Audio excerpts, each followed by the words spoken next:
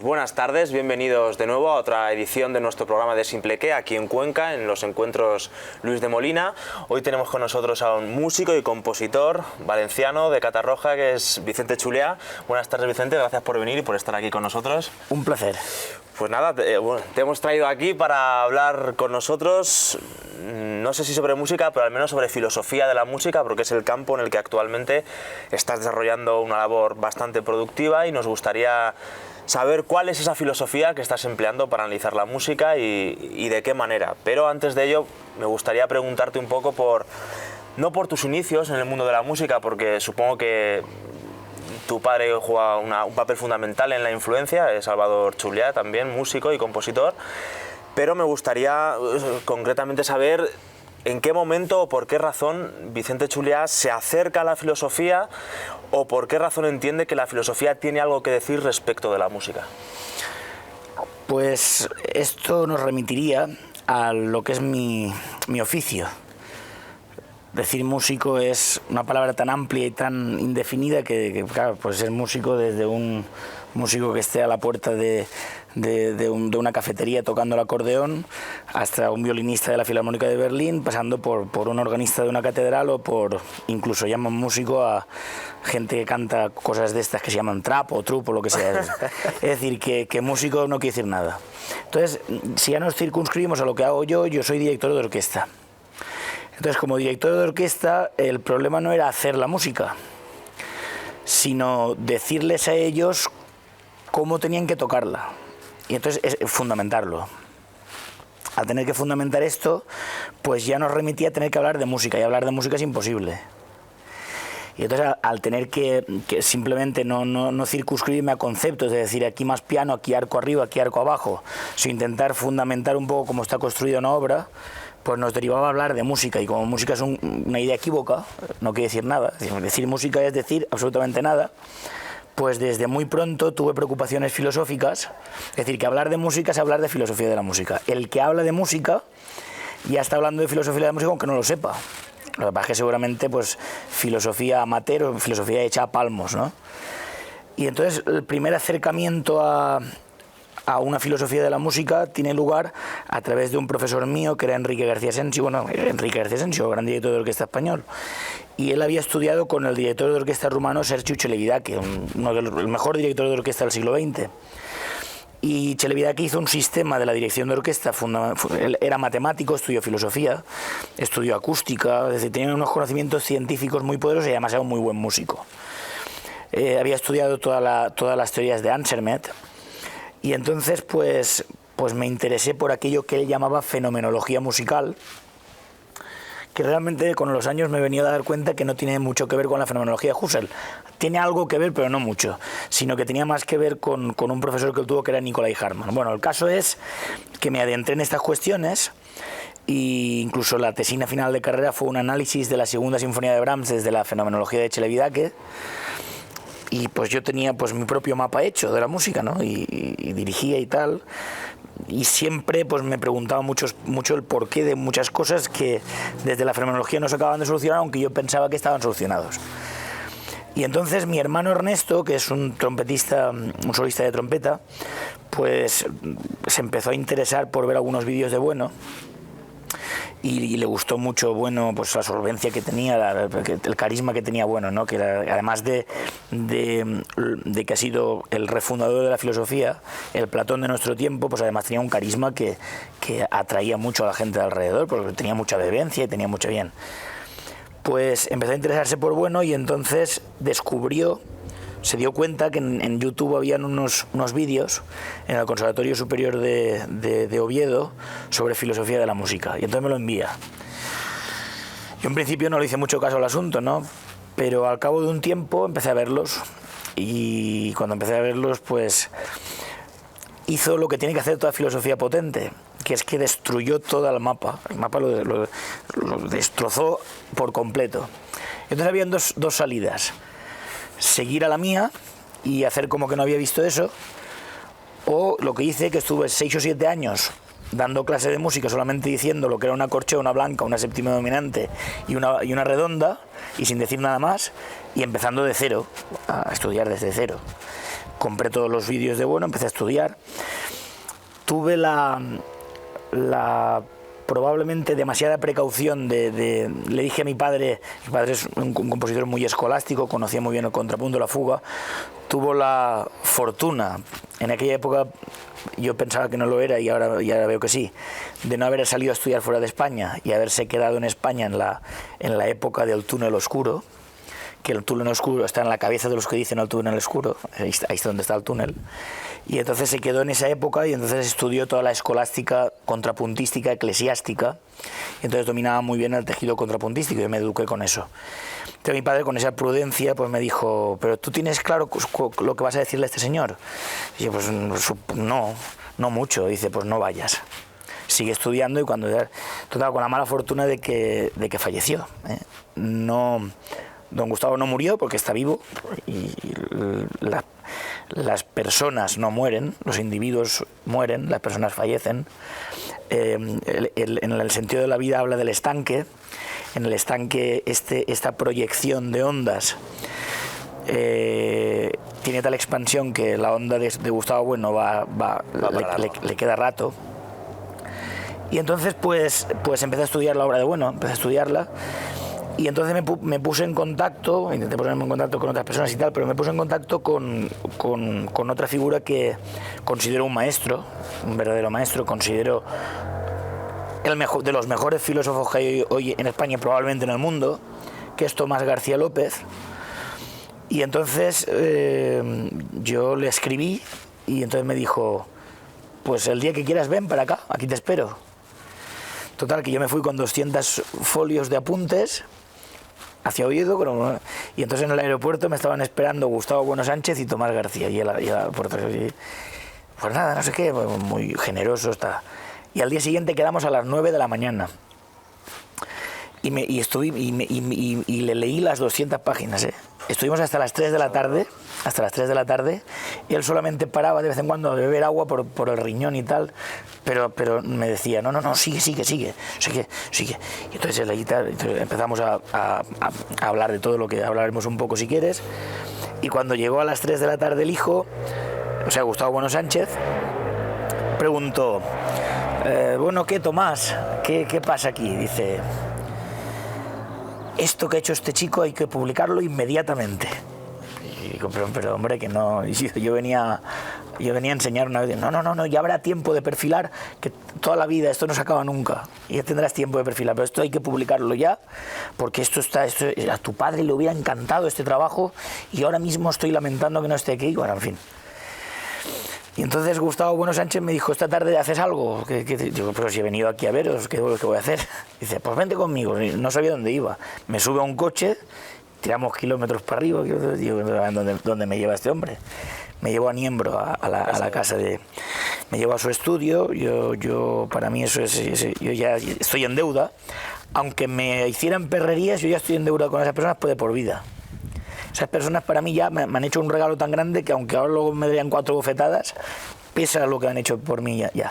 Entonces me enseñó todos los libros de música, yo los fotografié todos. Pude darme cuenta que había varios libros de contrapunto dificilísimos. Uno de Humphrey Shirley, que está muy escondido porque dice cosas que hoy en día no son ortodoxas, exacto. Y los apuntes que había Gustavo Bueno sabía contrapunto al dedillo, es decir, sabía primer grado de música 100%, cosa que me quedé, tocaba el piano, era pianista. Y entonces me facilitó sus manuscritos y empecé, y todavía sigo, y esto no tiene final. Y entonces, claro, ahora mismo mi actividad como músico Pues me interesa en la medida de saber qué hago, o en la medida de saber en qué se diferencia lo que hacen unos de lo que hacen otros. Más que el hacerlo, porque me he dado cuenta que hacer cosas y no saber lo que son no distingue. Y el propio confusionismo para mí es más grave que el hecho de enriquecer pues, con conciertos brillantes para un público neófito que no sabe lo que haces. Entonces no. Me interesa más estudiar la música que hacerla, aunque para estudiarla tengo que hacerla. Evidentemente. Pues nada, Vicente, después de esta breve reseña bibliográfica... Bueno, breve, lo que he podido. Bueno, para quienes nos estén viendo, y por si alguien todavía no lo sabe, Vicente Chuliá ha publicado no hace mucho un libro que se llama, si no me equivoco, Manual de Filosofía de la Música, publicado por Penta Alfa, que recomiendo a todos los que interesados en este tema que lo adquieran. Y quizá una de las primeras, no sé si tesis, pero... Bueno, sí, una de las primeras tesis que uno se puede encontrar o que puede sacar cuando lee tu libro y intenta acercarse o abordar esa filosofía, vamos a decirlo ya, materialista, de la música, es quizá ese enfrentamiento a toda concepción de la música que pretende de alguna manera definirla como aquello que produce sensaciones o que está destinada a producir emociones. Es decir, utilizan eso que en el materialismo filosófico llamamos categoría M2 para definir en qué consiste la música. Entonces creo que tu filosofía de la música, y si no, pues aquí estás para corregirme, se enfrenta contra todas esas concepciones. A tu juicio, ¿por qué estas consideraciones emotivistas de la música y en general del arte no servirían? ¿Y en base a qué definirías tú qué es o cómo se configura la técnica o las morfologías musicales? La propia pregunta que me haces, que es interesantísima, demuestra el embrollo. Porque la música, claro que causa emociones, pero ¿qué son emociones? Claro, el embrollo es total. Es decir, el problema es que las resonancias emocionales que llamamos M2, las sensaciones que uno pueda tener, son subjetivas y entonces no tienen ningún valor si no tienen otras referencias. Y lo importante es que esto no es lo que provoca la música, sino que esto debe estar sometido a la música. Luego, la música no emana de los sentimientos, la música no expresa sentimientos, sino que las resonancias M2 que pueda haber están sometidas a esa música. Entonces, justo lo contrario. Pero claro, el problema entonces es definirla. La música no se puede definir. Quiero decir, las definiciones tipo pues esto que hacen de definir la literatura en una frase, como si fuera una receta, pues esto es una bobada, es imposible. La música ya está recargada de tantas patrañas y tantos embrollos que lo único que puede hacer es servir como referencia una perspectiva de equidad, de qué es, ontológica. Y desde esa perspectiva nosotros tenemos una herramienta. Lo primero que tengo que decir es que en el libro no es mi filosofía, ¿eh? Esto es de Gustavo Bueno 100%. Lo único que hago es ejercitar una cosa que tampoco incluso Gustavo Bueno es la pieza fundamental, pero es algo que viene desde Platón. Lo que pasa es que en medio hay eslabones que lo que hay que hacer es ajustarles las cuentas y darles algún golpe que otro, ¿eh? Y entonces los puntos de lanza son Platón y Gustavo Bueno. Y entonces lo que hacemos es utilizar la teoría de la esencia genérica para ver que, la esencia, la gente que escuche esencia se creerá que esencia es una cuestión metafísica, pero el problema es para quien piense eso. Esencia nos remite a la equidad. Entonces, ¿qué es? Y entonces el qué es que las esencias no son puras, ni metafísicas, ni eternas, sino que son procesuales y tienen un momento histórico. Y entonces tienen una raíz, tienen un núcleo, un cuerpo y un curso. Y es lo que intentamos delimitar en el libro. Esto lo hizo ya Bueno perfectamente, donde dice que la raíz es la apreciación. La apreciación es dar precio, dar diferencia. Nos decimos en el términos del materialismo decimos distinciones diaméricas entre los sonidos. Es decir, cuando ya en la prehistoria habían instrumentos donde se podían diferenciar alturas y ritmos, pues ahí hay una apreciación. Claro, ahí está el núcleo y todavía no está el núcleo. Pero es que el núcleo no parte ex nihilo, parte de eso. Y entonces, ¿cuándo surge el núcleo? Cuando surge el núcleo es cuando ya hay una construcción humana que tiene 3 ejes que están perfectamente delimitados. Y entonces estos 3 ejes son el eje de la sí, que lisológicamente, es decir, viéndolo de manera lisa, serían las alturas. Si hago pom, pom, pom, pem, se ve que unos son más agudos, otros son más graves, pero de manera morfológica ya tienen que ver con una coordinación de diferentes sonidos, que lo que haces tú no es sentirlos, sino operarlos en relaciones y conexiones, operar en ellos. Esas operaciones pueden llevarte a resonancias sentimentales, eso lo dice Bueno en la genealogía, pero no es de donde parte. Incluso pueden hasta modificarlos. Tú puedes sentirte triste, vamos a imaginar, y escuchar una música y alterar totalmente ese M2, la música, porque el M2 se subordina a lo que es apotético, lo que está fuera de uno. Eso sería, morfológicamente, serían las coordenadas tonales. Después hay otro eje que es el eje de las X, que serían las duraciones, lisológicamente, pero morfológicamente sería el ritmo. ¿Por qué morfológicamente? Porque el ritmo ya incluye una serie de esquemas materiales y identidad sonora que van haciendo anamnesis para que la obra vaya abriéndose prolépticamente. Estos esquemas materiales, ¿qué hace? ¿Los crea uno? Es imposible, ¿cómo va a crearlos uno? Viene de la historia, de las escalas, de los contextos determinados, escalas, tonos, unidades de tono y de semitono, intervalos, metros. Por ejemplo, Beethoven, aunque no lo hubiera estudiado, eso es lo de menos, en su matriz estaba, por ejemplo, en la métrica del tetrabaquio. Tetrabaquios son, fíjate si la música es difícil de definir, que ya los términos métricos están mezclados con la poesía, en la antigua Grecia. Y entonces decir tetrabaquio es 4 sílabas, pero son sílabas cortas. Entonces,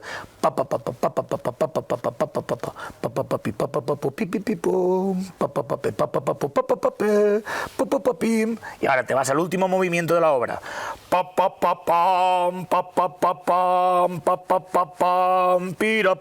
Ya son 4 sílabas, pero largas. Entonces, estas conexiones y estas relaciones van ejerciendo unidades. Estas unidades los llamamos nosotros glomérulos. ¿Por qué? Porque se lo inventa Bueno porque quiere. No. Porque se da cuenta que la idea de elemento, frase, tema está tan históricamente tan ensuciada de ideas de fuera del campo, que aunque las sigamos utilizando como conceptos funcionales, hace falta utilizar algo que acote. Y entonces, hablando de cota, como la cota de la arquitectura, en la cota de la arquitectura hay 3 dimensiones, donde hay un kenos, y el edificio se sustenta sobre un zócalo, y ese zócalo tiene que tener la cota para poder sujetar todo el peso, ¿no? Eso sería el bajo de la música. Pero ¿cómo se puede acotar esto? Se puede acotar entendiendo que la atribución de unos sonidos con otros va ejerciendo un agrupamiento. El agrupamiento lo hacen las operaciones, no lo hace la percepción. Tú percibes aisladamente, pero anamnesis, prolepsis vas concatenando, conectando, y si cuando la obra termina las relaciones y las conexiones han hecho de todo eso un ovillo, entonces eso es el glomérulo, glomis, aglomerado. Decimos, esto está muy aglomerado de gente, o aglutinar. Él lo toma de la botánica, también está en la biología, el glomérulo renal, pero en la botánica se refiere a un agrupamiento de flores que viene de un solo tallo. Ese tallo son las instituciones por las cuales se da la obra, que no nace ex nihilo, no la crea él, sino que la construye a partir de ese tallo. Cuando ese tallo no lo conoces, empiezas a hacerlo a gusto, y entonces son pastiches, son mezclas. Y eso es la corrupción de la música, la degeneración, porque en esos pastiches... ¿O la mal llamada creatividad, quizá? No, porque la creatividad no es nada. Es decir, están diciendo nada. La creatividad lo que puede ser la excusa para justificar esa maraña o esa falta de conocimiento. Y después, claro, eso sería el núcleo, por no hacerlo muy largo, aunque esto es larguísimo, pero después estaría el eje Z, que es el que cruza el eje Y y el eje X, y eso sería como el que el sentido de interioridad. Pero claro, el sonido, esto es una analogía. El sonido no tiene ni contorno, ni entorno, ni entorno, sino que se da en vibraciones de masas. Por eso no se puede cerrar nada en música. lo que se pueden hacer es cierres fenoménicos en las operaciones que sustantivan la obra. Y entonces, claro, ¿eso cómo se hace? Pues en esas aglutinaciones, esos sonidos que tú oyes van acompañados de armónicos. Esos armónicos que vienen de las subvibraciones de las cuerdas o de los tubos cuando soplas, pues forman eso le llamamos densidades, densus, condensado. Cuando decimos leche condensada, es que está ahí dentro, todo junto. Entonces, cuando hay mucha conglomeración de armónicos, pues el ritmo tiene que ir a una velocidad y cuando hay menos tiene que ir a otra para ir entendiendo esas unidades.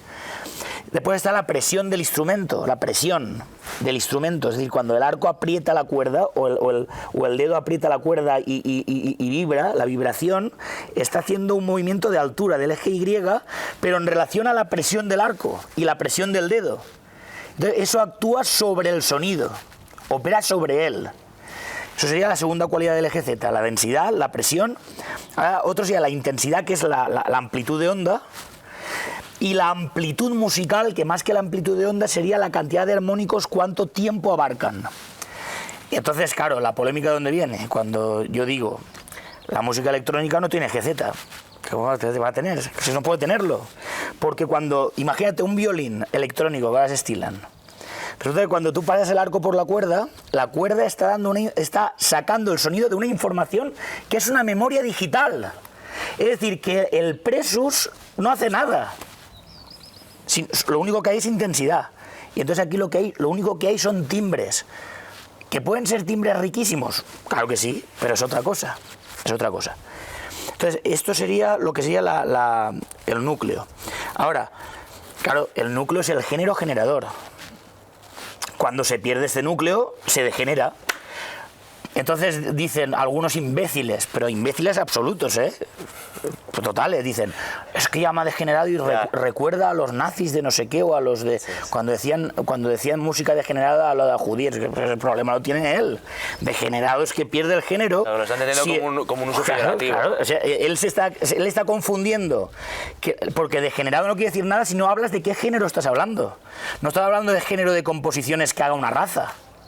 Estamos hablando de géneros de la esencia procesual, histórica de la música. Esa es la degeneración.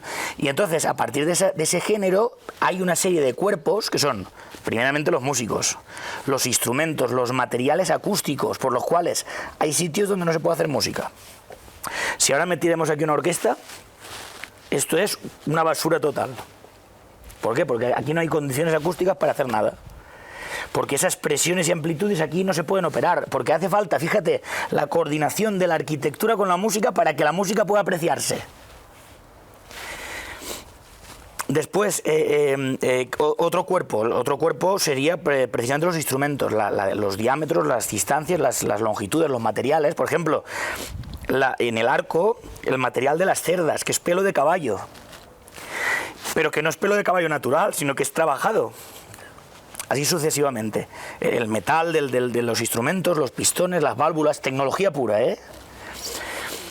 Claro, pero con esto podríamos rastrear el curso, digamos, de la organología de la música, pero no de la música. Para rastrear el curso tenemos que ver otro tipo de cuerpo, que son las partituras.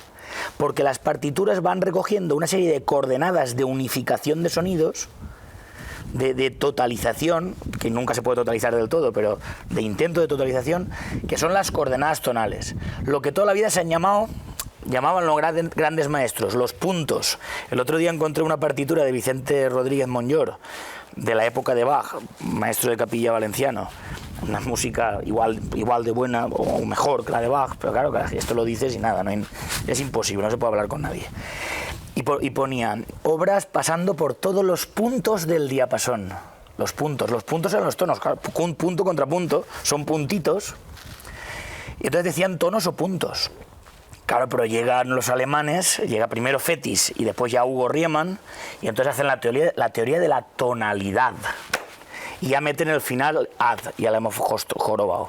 Porque ya se convierte todo en un isologismo. Y rompe los procesos operatorios. No, todas las tonalidades son iguales. Claro, contra eso, ¿qué surge? No, eso rompe la libertad. Entonces la libertad tiene que ser, no todas las tonalidades son iguales, sino que son los sonidos libres todos iguales, la tonalidad. Bueno, pues les regalo a los bobos que dicen tonalidad y atonalidad, se las regalo. Son coordenadas tonales, que es el curso de la música. Puedes ver distintas maneras de utilizar 4 partes holóticas. Una, construcción de instrumentos y acústicas y vibraciones. La segunda, unidades musicales que estipulamos en los 3 ejes, a partir de la relación entre el grafos y el fonos. Después, escalas de gradación que sirven como contextos determinados y esquemas materiales de identidad. Y por último, normas, patrones, normas. Claro, a partir de esto ya se dan múltiples coordenadas tonales que nosotros hemos distribuido en 6 generaciones, géneros, que tienen aparte muchas especies y que vienen del género generador del núcleo. Claro, cuando el núcleo pierde el eje Z ya estamos hablando de otra cosa. Son alturas pero es otra cosa. Peor o mejor, ¿qué más da? Pues otra cosa. Pero lo que es una impostura y es corrupción, aunque sea no delictiva, para mí es más grave que lo de Bárcenas, es mezclar una cosa con otra. Es decir, el que pone un instrumento electrónico al lado del instrumento acústico y uno haciendo música sustantiva con operaciones sonoras in situ, que son técnicas heterológicas, es decir, de partes muy diferentes ensambladas, y la maestría viene de ese ensamblaje. Lo mezcla con ese entretenimiento de coger música electrónica e ir haciendo sensaciones sonoras, pues ese es un corrupto. Y eso es lo que le denuncia el libro. Y entonces tenemos ya núcleo, cuerpo y curso, y con esto pues hay una definición de música, pero claro, pues ya ves que no sé qué más. Hay un concepto que me ha llamado la atención y es la primera vez que lo veo, tampoco es que tenga muchos estudios musicales, que es el de, si no me equivoco, cromatofonía. Ah, claro, sí. Entonces, ¿en qué medida este concepto viene a sí, es una idea. A reconfigurar otras concepciones musicales que, pues... Es que esto lo toma parece ser que Malebranche, del cromatismo de la pintura, pasa el cromatismo. Fíjate, el piano es el instrumento más antimusical que existe. Eso es una cosa horrorosa. El piano deberían de tirarlo por la ventana. Eso es insoportable. Un piano, eso es una cosa... Y es horroroso. Si quieres garantizar que alguien sea la antimúsica, que toque el piano. Porque lo que hace el pianista es más propio a lo que hace el pintor que lo que hace un músico de verdad. Porque lo que hace es apariencias falaces. Porque yo te hago a ti ahora.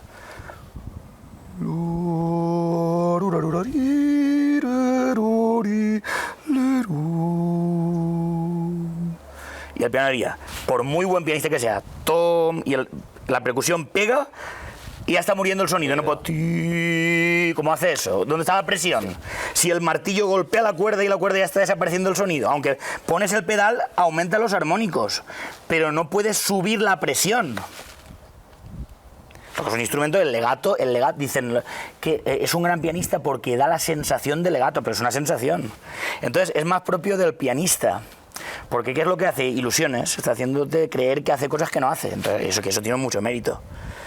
Pero que ya está bien, ¿eh? Y el piano, ¿cuál es el problema? El piano es que a partir del piano moderno, el temperamento, que antes había sido un problema, por cierto, el temperamento moderno tiene sus orígenes, su génesis en Ramos de Pareja, Universidad de Salamanca, es decir, España, pero después pasa por muchos sitios y entonces hay un temperamento. Cuando Bach dice, bueno, decía, el clave bien templado, no bien temperado. Bien templado quiere decir la buena templanza del instrumento.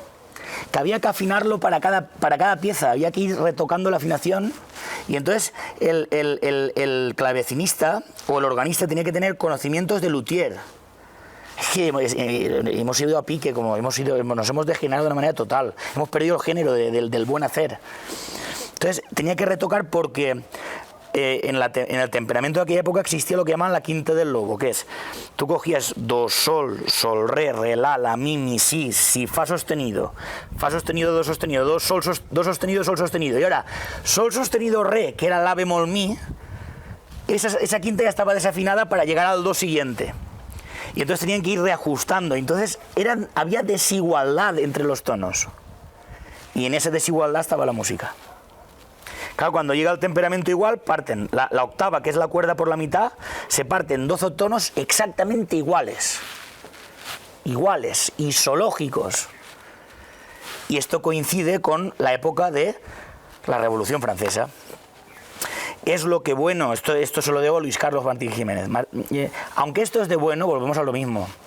Nadie es genio por sí mismo, sino que pertenecemos a un ego trascendental. Y el ego trascendental no es un individuo.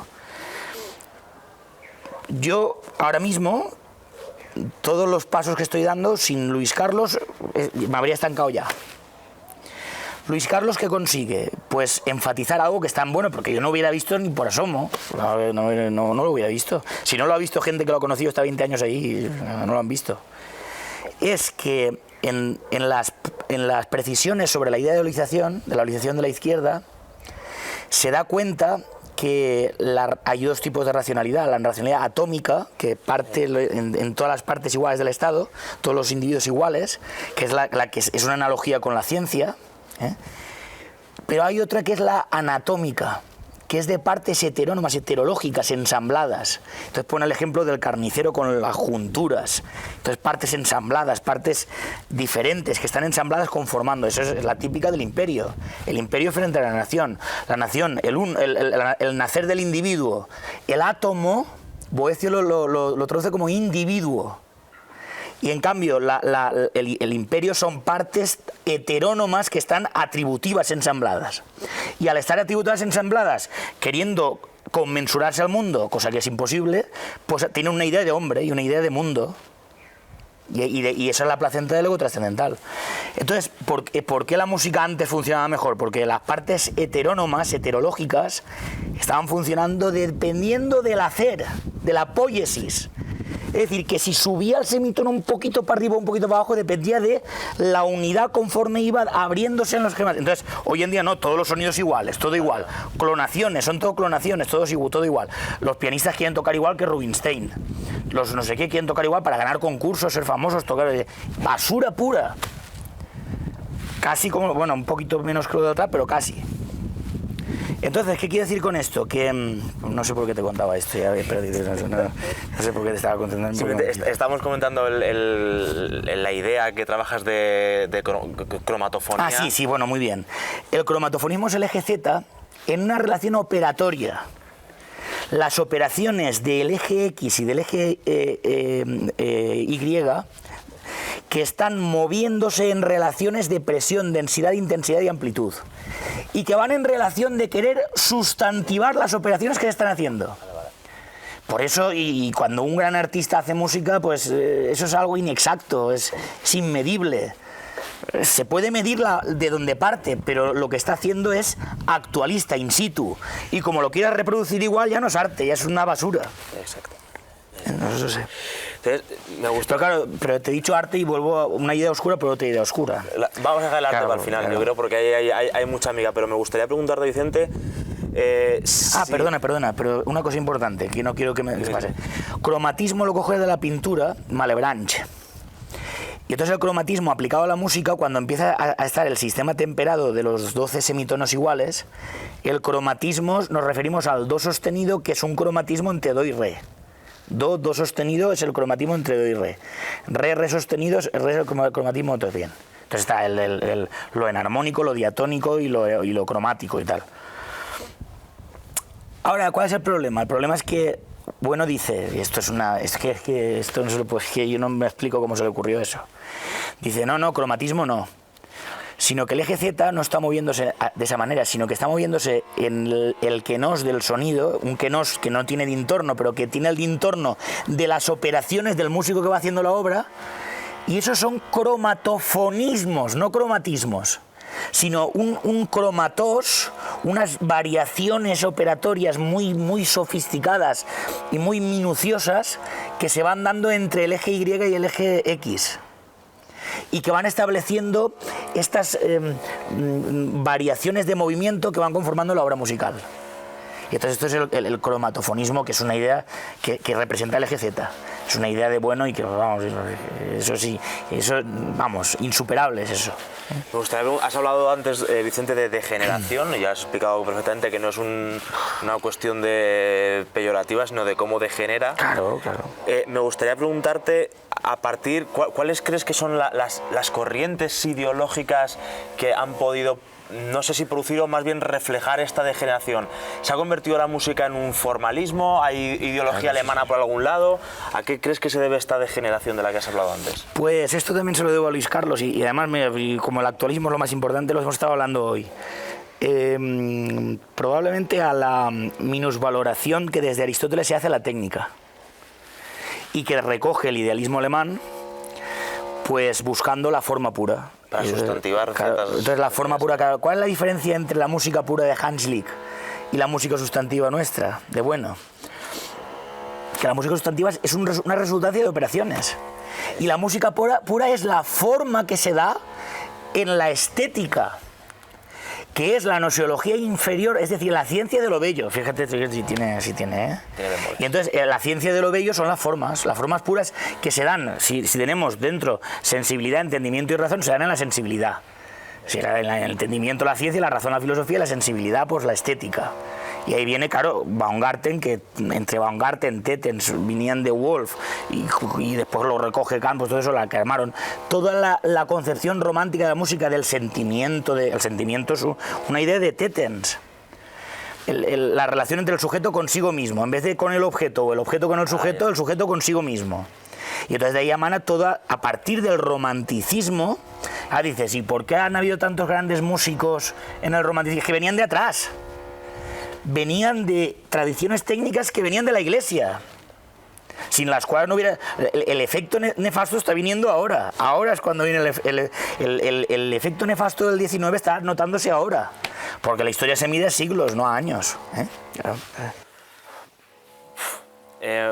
Es que hay muchas cosas que me gustaría preguntarte, pero vamos, por el tipo de descripciones que das, intuyo que estás básicamente enfrentándote a todo un gremio. No te voy a preguntar ahora por qué tipo de recepción ha podido tener las tesis que estás planteando. Pregúntalo si quieres, ¿eh? No. Pues antes de ello me gustaría preguntarte cómo ves, en función de esta degeneración, que se está dando la educación dentro de los centros de música o de los conservatorios.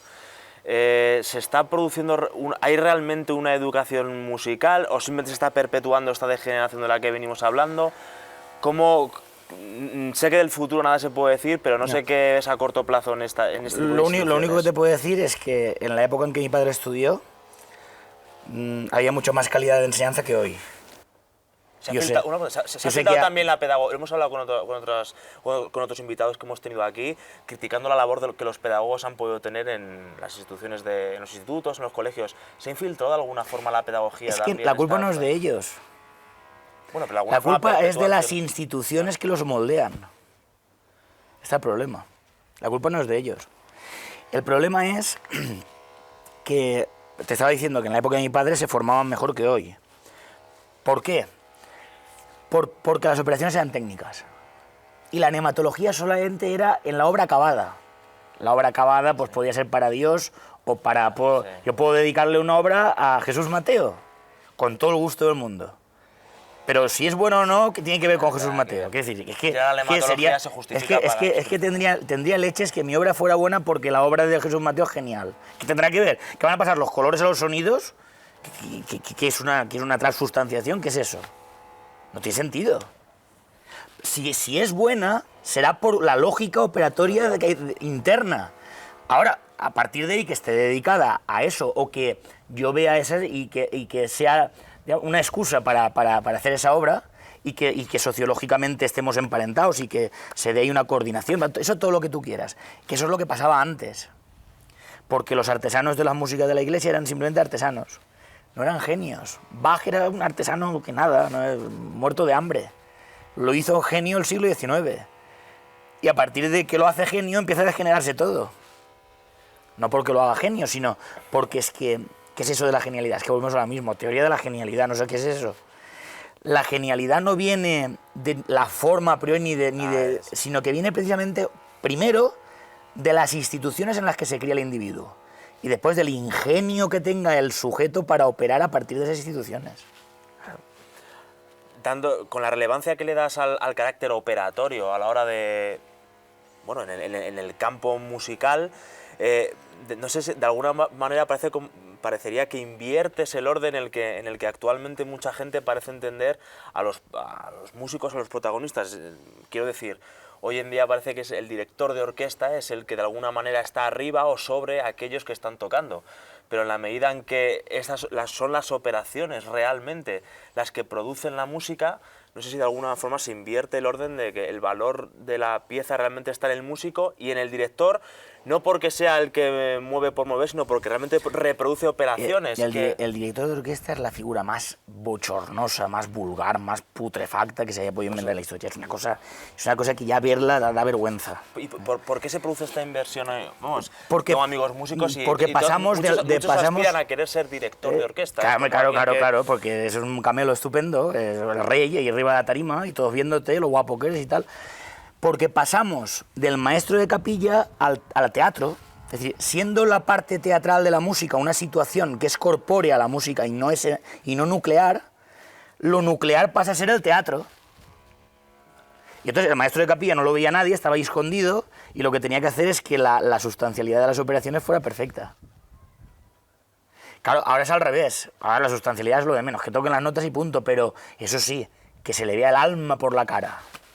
Es la basura, total. Y además, hacen un tipo de gestualidad que si se esfumaran de repente, o Dios lo quisiera, si se esfumaran de repente la orquesta tocaría mejor. Otro de los problemas es la separación, porque disociado he estado siempre, entre la figura del compositor de partituras y del compositor de sonidos. No existe el intérprete. La versión de no sé quién de Beethoven es exquisita. Yo cuando escucho eso ya, pues es igual, que digan lo que quieran. Cuando yo me siento en una mesa de melómanos, es insoportable. Eso es algo insoportable. No, la versión de no sé quién, ¿qué versión? Pero si no existen versiones, suponen que hay una quinta de Beethoven pura, una forma pura, y la manera en que le dan materia a ellos es su versión. Hay metafísica por otras partes. Pero es que la quinta de Beethoven no existe. Lo que existe es un mapa de códigos que son contextos determinados que cuando el compositor con sonidos se circunscribe a ellos, está haciendo una composición in situ sobre un contexto determinado principal, pero no exclusivo. Porque para entender la quinta de Beethoven hay que entender la obra de Beethoven, la obra de Haydn, la obra de Bach, la polifonía del 15, el organum, el discantus. Tienes que entender, porque si no, ¿cómo vas a saber lo que es un desarrollo? Si no sabes lo que es una polifonía y un divertimento. No lo puedes saber. Luego, no existe una obra cerrada, sino que hacen falta contextos y sobre esos contextos la improvisación. Otra cosa que, vamos, no existe. Lo que existe es composición in situ, solo que en vez de basarse en un contexto determinado cerrado a una partitura, está más abierto, pero abierto relativamente, ¿eh? Están haciendo escalas, tonos, arpegios, notas, modulaciones, acordes, etc. ¿Por qué me he metido a veces con el jazz? Porque supone lo que ellos llaman que, bueno... No, muy fácil. Yo, si ahora aquí se pone un jazzista a tocar solo, sin micros, con sonidos producidos por él, y con esa estética, esas treceavas y onceavas y tal, hace un sustancialismo, que son operaciones que tienen mucha dialéctica, yo, el primero que se quita el sombrero. El problema es que el jazz, la improvisación es colectiva, y entonces la composición in situ colectiva precisa de un plano. Porque si no precisa de un plano, se mueve por circuitos esquemáticos. Y esos circuitos esquemáticos no permiten una cosa que es sagrada en la música, que es la modulación. ¿Qué es la modulación? Pasar de un glomérulo a otro, ir a un nuevo género, la dialéctica, a través de las operaciones de desde lo mismo ir a lo distinto, o desde lo distinto ir a lo mismo. Y entonces, claro, como tienen que ir por patrones, ¿qué es lo que le gusta a la gente del jazz? Los ritmitos, el altavoz, el tipo de tímbrica y las lucecitas y la copita que te estás tomando mientras lo escuchas. Con eso es con lo que me meto yo. Pues ahora sí, Vicente, te voy a preguntar por tus compañeros de profesión, pero no solo, sino que me gustaría que de alguna manera pudieras relacionar el estado del gremio de la música hoy en España con la política. ¿Existe algún tipo de... ¿Sirve la música para hacer ideología? ¿Es utilizada por la política? ¿Qué relación ves? O tus... Claro, bueno, esto ya está en Platón, y es lo que reivindicaba, bueno. Más que para ideologizar, para librar de la ideología. O mejor dicho, todo es ideología, porque todo lo que brota del choque de conceptos surgen ideas. Pero vamos a especificar. De las ideas partitocráticas borregueras, por hablar en Román Paladino, que así me entenderá todo el mundo. La música institucional, que tiene unos patrones muy definidos sobre los cuales hay que operar y hay que conocerlos, si un niño se educa con eso, se le está despertando la capacidad de operar sobre anamnesis, prolepsis y sobre transformaciones idénticas. En cambio, si la música es, como dicen ahora, para disfrutar, o para que sientan, o para que jueguen, o para que, ¿cómo no sé? Ya no sé. Aquí todo el coaching y todo esto. Para que disfruten, ¿no? Como dicen ahora, para los niños, para que se desarrollen o para que desarrollen su sensibilidad, una cosa, o en fin. Ah, no, el sentido del ritmo, es que es una cosa, es que es insoportable, ¿eh? Entonces, claro, eso es lo que dice Platón. Lo que tendría que hacer es venir los filósofos sabios en música con una vara, yo estaría dispuesto a cogerla, y entonces machacar al que hace eso. Esto lo dice Platón, dice, la música antiguamente estaba en especies y géneros muy bien distribuida. A nadie le era permitido mezclar sin conocimiento las especies y géneros. Y los teatros estaban silenciosos, escuchaban pedagogos y estudiantes con silencio bajo el temor de los sabios en música, que tenían una vara en la mano, para evitar aclamaciones tumultuosas y aplausos. En el momento uno aplaudía a la vara. Cuando empezaron los poetas a degenerarlo todo, empezó a regirse la música no por leyes o patrones o normas, sino por el gusto individual.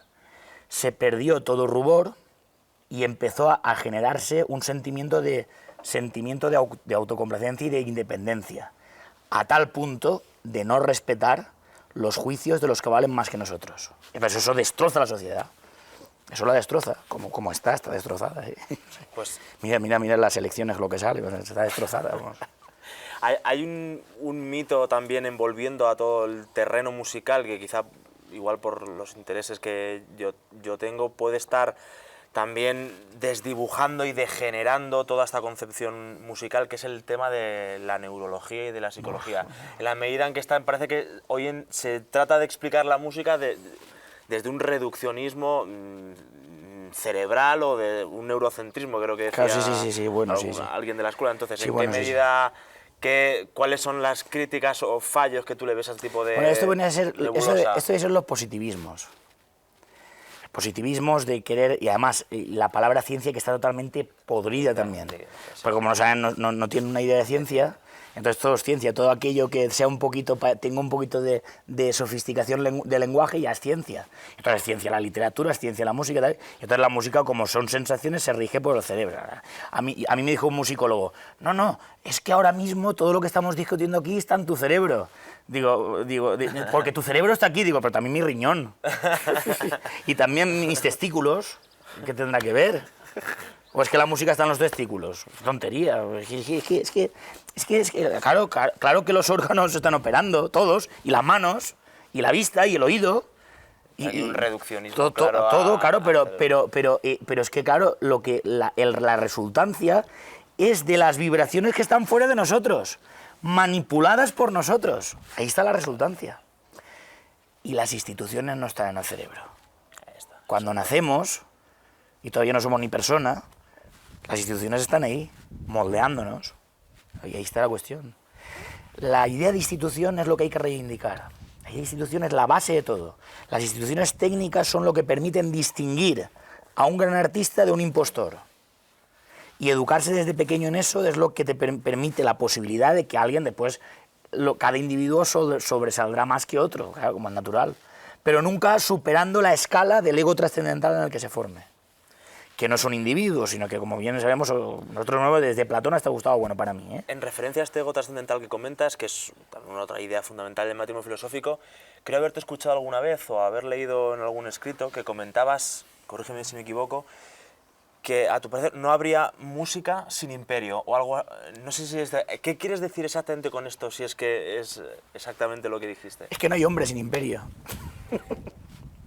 Es que sin imperio somos animales. Claro. Es que es la cuestión. Es decir, el animal racional que decía Aristóteles, me parece, pues no, porque los animales son racionales todos, raciomorfos. Somos animales ceremoniales, institucionales. Y las instituciones de calidad vienen de sociedades políticas que ya empiezan a expandirse para intentar conmensurarse al mundo. Entonces, la construcción con sonidos empiezan a tener analogías y empiezan a venir de, por ejemplo, de la institución católica, donde estaba toda la filosofía escolástica, estaba toda esa potencia de pintura, de arquitectura, etcétera, la construcción de órganos, etcétera, y los maestros de capilla, mientras rezaban los canónigos 6 horas al día, estaban componiendo sobre los mismos textos aburridísimos. Kyrie eleison, Christe eleison. Kyrie eleison, Christe eleison. Benedictus qui venit, Benedictus qui venit, Benedictus, que no, menudo tostón. Entonces, ¿qué hacían? Pues manipular, empezar a modulaciones por aquí, abrir este glomérulo por aquí, y entonces iba dándose en esa corteza una sustantividad riquísima. ¿Por qué? Porque estaban en la plataforma de un imperio. Si no, ¿por qué iba a ser? Entonces, lo que no se puede dar es la música sustantiva. Se dará sonidos morfológicos, pues para aparearse, para danzar o para puntos suspensivos. Pues nada, Vicente, simplemente como última pregunta me gustaría plantearte que, al menos como profesional o como compositor, que ya no a ti, porque creo que ya me has dicho básicamente lo que te gustaría dedicarte, pero ¿qué es lo que le queda esperar a toda persona que decida iniciarse la música? ¿Qué le cabe esperar, ya no digo en Europa, sino en España? ¿En qué momento estamos? ¿Puede alguien dedicarse a la música y sacar algo en claro? ¿O directamente le recomendarías que se vaya que abandone todas las...? Nada, que se vaya bien lejos de eso, no. Pobrecito, no. Ya está, no. Que estudien matemáticas y tal, para que sirven para algo, porque si no... Bueno, vamos a ver, mira, muy fácil. Hay que ser realistas. La música, como toda institución, como toda esencia, no es eterna. Entonces está en fase de putrefacción. Van a quedar siempre va a estar por ahí, pero no va a ser lo común. Está en fase de putrefacción. Es decir, la degeneración no viene solo del trap. Hay tanta degeneración muchas veces viendo una sinfonía de Beethoven en un auditorio como en el trap. En el trap ya es una degeneración más, ¿cómo te diría yo?, más obvia. Ya el que no vea eso ya tiene que ir al psiquiatra directamente. Tiene que ir al psiquiatra, pero al psiquiatra totalmente. Pero que degeneración ya hay en los auditorios. Es decir, que los directores actuales, pues que los pelitos largos, yo estoy calvo, entonces no. Pero que nada, que es un desastre, que no. La música, como toda esencia, tiende a degenerar, y está degenerando, y está putrefacta. A ver si tú me preguntas, pues ¿puede haber en el futuro un imperio o una organización totalizadora que rescate y que... Puede ser, pero como nosotros tenemos ciencia de visión, en el estado actual de las cosas, putrefacta total. Yo lo que sí que le aconsejaría a una persona es que le pusiera buena música, le hiciera operar con el sonido, porque le va a ayudar. Pero que la apunte a un conservatorio o a un bicho de esos, no. Bien lejos de un conservatorio, no. ¿Ves algún tipo de paralelismo en este camino degenerativo entre la música y otras artes como puede ser la pintura o el cine? Sí, claro, sí. Claro. ¿Se influyen o por lo contrario siguen un camino paralelo? Lo hay, lo único que pasa es que ocurre una cosa. Lo que ocurre es que la tridimensionalidad, lo que sí que ocurre es en la arquitectura, la degeneración. Mira, en mi ciudad, el Palau de la Música, una obra arquitectónica importante, se fundó en el 86, creo, ahora está cayéndose ya. Y ahí tenemos el Partenón, y tenemos toda la arquitectura antigua ahí en pie, maravillosa todavía, y esto del 86 está cayéndose a trozos. La arquitectura sí ha pasado. El arte, la sustantividad es tridimensional, que para sustantivarla no precisa de apariencias falaces, tiende a degenerar primero. Aunque la otra también degenera, claro. esos cuadros donde es un círculo, y dices, no, es que ese círculo significa el caos de la vida, no sé qué, pues es nada, es una perversión total. La idea de arte es una basura, directamente, porque está basada en la ciencia de lo bello. Como lo bello no significa nada, pues para unos cada uno, y ahora es la creación. Y entonces si la creación es coger un boñigo y ponerlo encima de una mesa, pues ahí está la creación. Ya no hay más. Pues nada, en aras de quitarme este sinsabor y reivindicando, ahora sí me vas a No, pero fíjate, es divertido en el sentido filosófico, porque hay mucha basura que limpiar. Yo creo que me estoy dedicando a la filosofía más porque hay más campo de trabajo que en la música. Hay más basura y entonces hay más que hacer. Bueno, pues simplemente por curiosidad, para quitarme esta desazón, una pieza que puedas recomendar porque a tu juicio pueda representar algún tipo de... o pueda poner de manifiesto alguno de estos conceptos que nos has estado contando. Me obligas a responderte en largo. A largo, pues te dejo. Porque ahora mismo has caído víctima de... Pues es normal. Te va a tocar corregirme, ¿eh? No, es normal. Dale. Cuando dices pieza, es que no existe ninguna pieza. ¿Qué te recomiendo? Tú dices, es que no existe, ¿no? La obra tiene que darse in situ. La tendré que tocar yo ahora. Porque si tienes que escuchar la quinta de Beethoven que te ofrezcan las orquestas, no digo nombre porque ya meterse con el gremio demasiado, ya me he metido con bastante gente. Llevarte a escuchar la quinta de Beethoven o lo que sea, bueno, es igual, voy a decir nombres. A Gustavo Dudamel, pues prefiero que escuches un bolero de Machín. Pues nada, pues no sé si me entiendes, sí, que la pieza depende de las operaciones del ejecutante. Entonces, la pieza puede ser maestra si es factible a convertirse en música. Pero si no la coge un músico, entonces yo lo que te puedo aconsejar después son músicos buenos. Músicos buenos, pero como hay tan pocos, no sé qué aconsejarte. Lo que te aconsejo, sí que te aconsejo una cosa. Que ejercites la entonación. Que ejercites el cantar intentando, más que hacer efectos sonoros, relacionar sonidos, conectarlos. Esas conexiones, como son unas conexiones que se dan en M2 y en M2 no se permiten las mediciones quirúrgicas, remiten,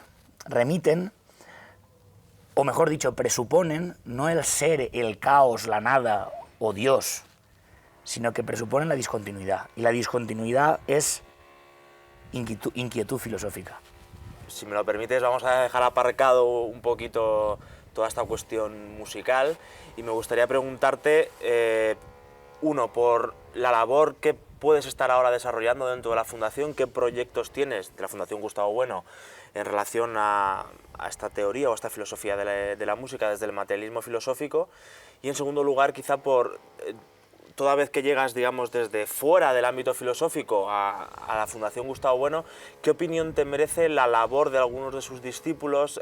¿Cuál crees que es el alcance que está teniendo la filosofía del materialismo filosófico, ya no solo en la música, sino en cualquier otro terreno?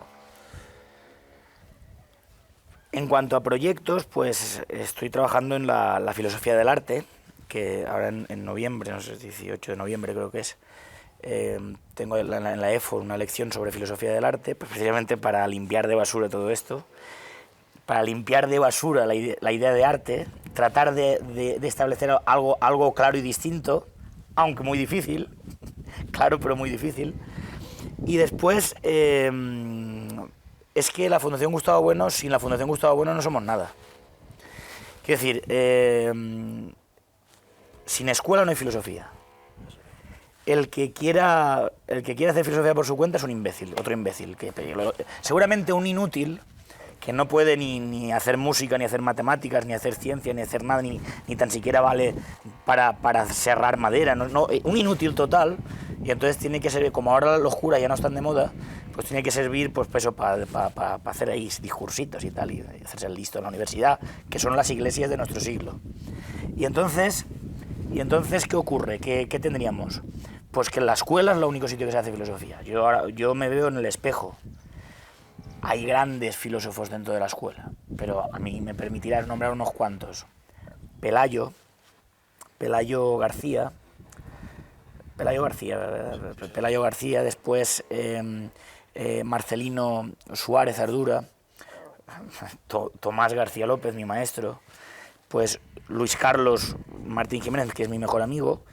¿Quién más podría nombrar? Pues a José Luis Pozo Fajarnés. Y después hay otros que están haciendo, pues Carlos Madrid, etcétera. Hay muchos que están haciendo grande labor, pero estos que te he nombrado para mí pues marcan un nivel en el cual para mí son maestros, es decir, yo me veo en ese espejo. Entonces, yo tengo que seguir estudiando música porque en el momento pierda el contacto con el primer grado me puedo convertir en un cura. Pero me tengo que ver en el espejo de estos maestros para ir orientándome en la gran obra de Gustavo Bueno, que es el refundador de la filosofía. Si Platón fundó la filosofía contra los presocráticos, Gustavo Bueno refunda la filosofía contra todo el idealismo alemán y toda la basura anglosajona, y eso está por abrir, está por abrir. Última pregunta, ahora sí, Vicente, te iba a preguntar quizá por libros que recomendarías a la gente para introducirse en temas de filosofía de la música, pero igual como hay tan pocos, o quizá que estén cercanos a tu postura, hay pocos o ninguno. No hay ninguno, no. ¿Qué libros Bueno, no recomendarías? Para... Hay alguno, pero es muy... por ejemplo, hay Aristóxeno y Arístides Quintiliano, es casi lo mejor que hay escrito, pero ya ves tú Y te hago la pregunta contraria, ¿libros que directamente haya que evitar porque representen toda esta degeneración? Hay que leerlo todo, hay que espetarlo todo, hay que retenerlo todo, hay que estudiar a Riemann, a Fétida, todo. Eso que dice algunos pseudo-materialistas filosóficos, de que tales libros, no, hay que estudiarlo a fondo, porque si no, ¿cómo lo vas a triturar? ¿Cómo se va a establecer el materialismo filosófico si no destruyes? Si no tienes a quién destruir, si yo leo solo a Luis Carlos Martín Jiménez, él no lo puedo destruir. Pero sí que me gusta. Claro. ¿Qué libro podría representar en la actualidad esa visión, digamos, degenerada de la música? ¿En qué autor quizá está plasmando más esa filosofía de la música que la degenera, aunque no sea consciente de ello? Todos los libros de lenguaje musical, todo eso, esos tebeos, todo eso es basura, todo. Entonces, todo eso lo mejor es la hoguera, sí, eso es la hoguera. Pues nada, ahora sí que sí, con ese calorcito... Y importante, de los libros de Gustavo Bueno, pues todos, pero voy a señalar uno especialmente que a mí me marca mucho, que es el ego trascendental. Para mí el ego trascendental va detrás de mí siempre, ¿eh? Bueno, Vicente, ahora sí que sí. Muchas gracias por estar aquí otra vez, gracias por tu tiempo. Espero que hayas pasado un buen rato, no solo con la entrevista, sino todo el previo a esta y nada. Espero verte, no sé si aquí, pero al menos dando caña en las conferencias de la Fundación y en cualquier otro sitio donde te dejen decir todo esto que nos estás contando. Así que nada, podéis contar gracias. con un amigo más. Hasta luego, Vicente, muchas gracias.